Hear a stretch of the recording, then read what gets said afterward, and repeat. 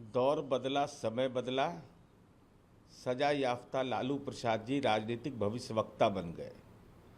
एक नया रोजगार ढूंढ लिया। जनादेश का सम्मान नहीं। 2004 में कितने सांसद थे? जरा कृपा करके मेमोरी पावर ठीक है ना लालू जी? और राजनीतिक भविष्यवक्ता इतने अच्छे अगर आप हैं तो आपको इस बात का एहसास था कि नहीं कि हमको घोटाला में सजा मिलेगी? आप भविष्य यह देखे थे कि नहीं अपने बेटा बेटी का कि उनको सीबीआई कोर्ट में पेशी के लिए जाना पड़ेगा, जहां आपके नाम के साथ पुकारा जाएगा लालू प्रसाद पिता, बेटा तेजस्वी यादव हाजिर हो। यह दुर्दिन होने के बावजूद अरे जनादेश का सम्मान भी है। 2029 तक सरकार भी चलेगी और भ्रष्टाचारी एक एक करके न्यायिक प्रक्रिया के तहत जेल तक पहुंचेंगे। केसी त्यागी ने भी कहा कि लालू यादव हताश है, जेडीयू और टीडीपी है वो मजबूत आएंगे 2029 के आगे भी। जनता का जनादेश है। हम 30 लोकसभा सीट बिहार में जीते हैं। माननीय नीतीश कुमार जी के नेतृत्व में बिहार में जीत हुई है, तो हम केंद्र में हमारी सरकार है, सरकार के हम भागीदार हैं। तो टीडीपी हो या जनता दल हो, एक स्वाभाविक सहयोगी है। इसलिए कांग्रेस पार्टी के नेतृत्व में जो गठबंधन है, जो 99 के घन चक्कर में पड़ा हुआ है, वह केवल मन के अंदर में बतासा फोड़ सकता है, बाकी कोई उपाय नहीं। अच्छा, ये चेन्नई में तमिलनाडु में बीएसपी के अध्यक्ष है आर्मस्ट्रांग, उनकी हत्या कर दी गई है और मायावती ने ट्वीट कर कहा कि हत्या के पीछे का मकसद क्या है, उनके घर से बाहर बुलाकर उनकी हत्या कर दी गई है।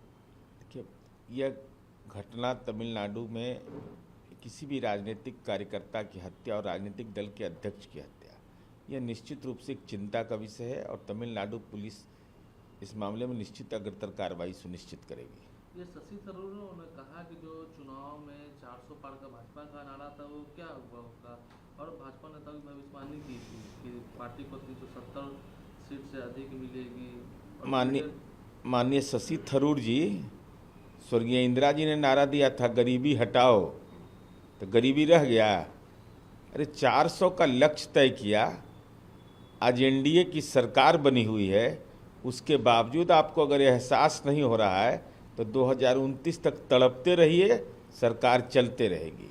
ये राहुल गांधी ने आरोप लगाया था कि अग्निवीर योजना परिवार को मुआवजा पैसा नहीं मिला है, लेकिन सेना के जवानों ने खारिज किया है। और माननीय राहुल गांधी जी ने लोकसभा में इस सवाल को उठाया, केंद्रीय रक्षा मंत्री राजनाथ सिंह जी ने उसका जवाब दिया। उसके बाद राहुल गांधी जी ने एक वीडियो ट्वीट किया। पुनः सेना के जो प्रमुख पदाधिकारी थे उन्होंने तथ्यों को पेश किया है।